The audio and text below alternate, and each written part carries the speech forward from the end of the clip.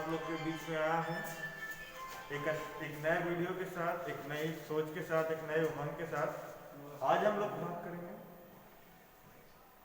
ITI के बारे में।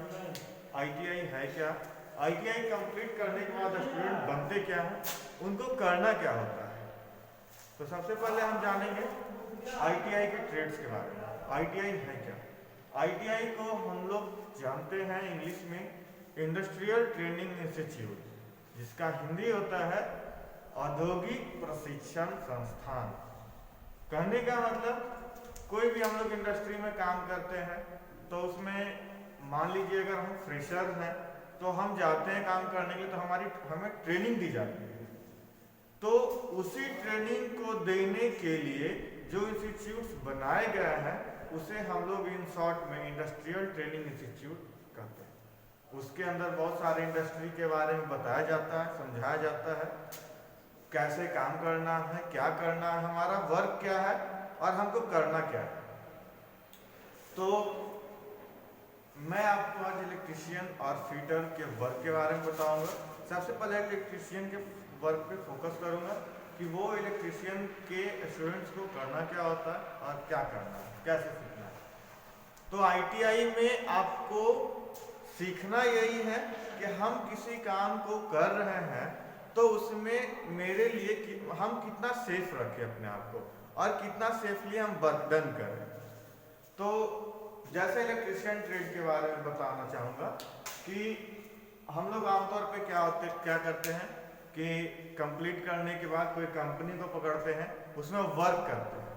तो कंपनी में हर एक तरह का वर्क है, इलेक्ट्रीशियन का भी वर्क है, फिटर का भी वर्क है और वगैरह वगैरह और भी सारे वर्क हैं। तो अगर हम इलेक्ट्रीशियन ट्रेड से पास आउट हैं और हम इंडस्ट्री में वर्क करने जा रहे हैं तो हमको सबसे पहले हमारा जो इलेक्ट्रिकल एपरेटस होता है, knife, cutter, plier, tape etcetera etcetera जो भी है, उनके बारे में हमारे पास नॉलेज होना चाहिए कि हमको यूज करना कैसे। अगर आपके पास नॉलेज नहीं है तो आप इंडस्ट्री में वर्क नहीं कर पाइएगा।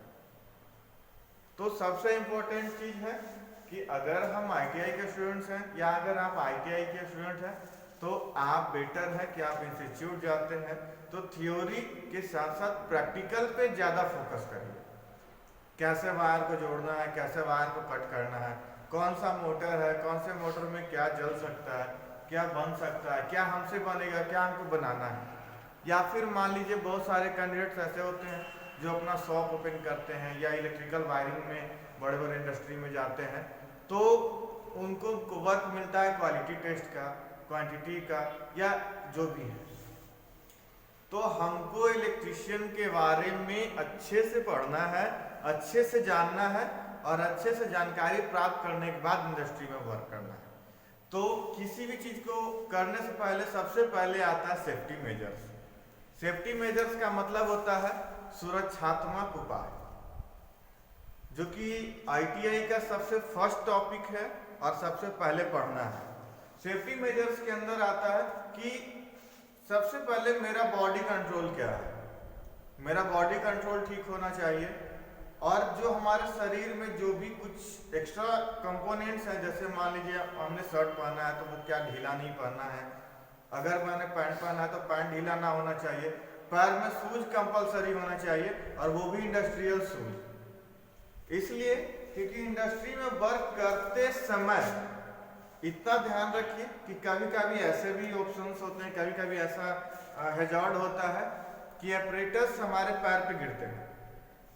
तो उस वक्त अगर नॉर्मल शू आपके पैर में होगा तो वो हैजार्ड के कारण आपका पैर इंजर्ड हो सकता है। तो इसीलिए बोला जाता है कि इंडस्ट्री में वर्क करने से पहले इंडस्ट्रियल शूज एकदम कंपलसरी है। इंडस्ट्रियल शूज के अंदर हमारा जो नी होता है, नी पे आयरन प्लेट होता है। इस आयरन प्लेट पे क्या होता है, वो इतना हार्ड होता है, इतना हार्ड होता है कि पैर पे किसी प्रकार का लोहा गिर जाए या किसी प्रकार का भारी भरकम सामान गिरे तो उसको रोकता है, उसको अपने आप तक दबा कर रखता है। उससे हमारे पैर की उंगलियों को किसी प्रकार का कोई परेशानी नहीं होती। दूसरी बात, हमारे पास ग्लव्स होने चाहिए। इलेक्ट्रिकल ग्लव्स होते हैं, इंडस्ट्रियल ग्लव्स होते हैं जो कि बहुत मोटे होते हैं। और ग्लव्स इसलिए कंपलसरी बोला जाता है क्योंकि हमारा हाथ का ये पार्ट जो होता है इसमें हम लोग बटन लगाते हैं, रबड़ लगा होता है या ओपन होता है। तो यहाँ पे हम लोग कभी कभी क्या देखते हैं, बहुत सारे लोग, जैसे मैंने भी पहन रखा है ये थ्रेड जिसको हम लोग मौली बोलते हैं। तो ये क्या होता है, मान लीजिए हम किसी प्रकार के वर्क को कर रहे हैं, तो मान लीजिए ये हमारा वर्क है, इस पे हम वर्क कर रहे हैं, आयरन स्टील मान लेते हैं, और ऐसे वर्क कर रहे हैं तो क्या होता है, ये फंसता है। फंसने के कारण क्या होता है, हमारा हाथ जो इंजर्ड हो सकता है। तो इंजर्ड ना हो इसलिए ग्लव्स को पहनना है। ग्लव्स जो होते हैं इंडस्ट्रियल ग्लव्स वो इतने बड़े होते हैं, हमको पूरी तरह से सेफ बनाता है, हमको सुरक्षित रखता है। ठीक है, तो ये हो गया इंडस्ट्रियल ग्लव्स। उसके बाद इंपॉर्टेंट चीज है इंडस्ट्रियल गोगल, जो कि व्हाइट कलर का होता है, पूरे आंख को सेफ करता है। ये वो ऐसे होता है, पूरा इस शेप का होता है, हमारा ये पोर्शन पूरा वो सेफ करता है। इससे क्या होता है कि हम किसी वर्क को कर रहे हैं, ठीक है, मान लीजिए हम वेल्डिंग कर रहे हैं, या फिर हम इंडस्ट्री के इस पार्ट से उस पार्ट में जा रहे हैं और बीच में डस्ट उड़ रहा है। ठीक है, तो जैसे ही हम जा रहे हैं तो डस्ट जो है हमारे आंख में पड़ सकता है। तो उस डस्ट के प्रिकॉशन के लिए इंडस्ट्रियल गोगल्स को इस्तेमाल करना है। और दूसरा पर्पस ये होता है, मान लीजिए हम 40 फीट की ऊंचाई पे हम वर्क कर रहे हैं, ठीक है, वहां पे विंड प्रेशर क्या है, ज्यादा जोर से हवा चल रहा है और हमको वर्क भी करना है।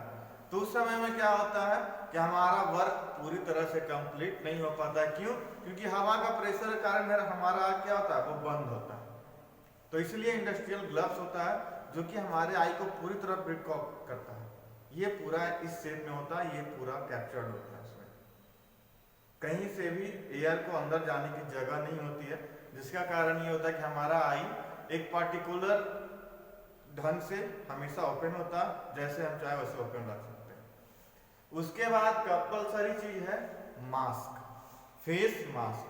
फेस मास्क इसलिए कंपलसरी होता है कि आप कहीं भी इंडस्ट्री में वर्क करने जाइएगा, वहां पे पॉल्यूशन होता है, जो इंडस्ट्री से धुआं निकलता है, या फिर कुछ बाइंडिंग पार्टिकल्स, कुछ कण जो होते हैं, छोटे छोटे कण होते हैं, वो हवा के साथ इधर उधर बिखेरते रहते हैं।